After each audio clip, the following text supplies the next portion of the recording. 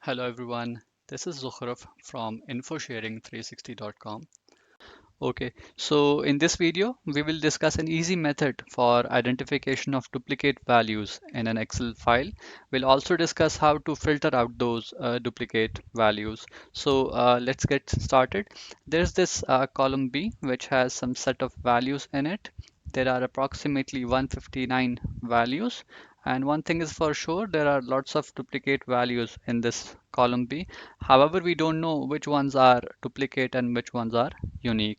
So first we need to specify the range from which we want to identify the duplicate values. I've selected all the values.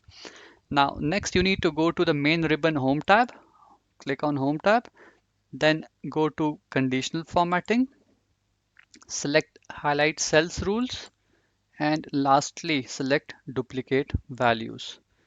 Once we click on it, it has automatically identified all the duplicate values. There are some rules which we can set. For instance, if I don't want to use the red highlighter or font for duplicate values, I can change that. I can change it to yellow as well. So it's up to you. Once you've identified all the duplicate values, click on OK. And now the second part, to filter out the duplicate values. Okay, since these values are scattered, so what I'll do is that I'll select the header, and then I'll go to data, filter,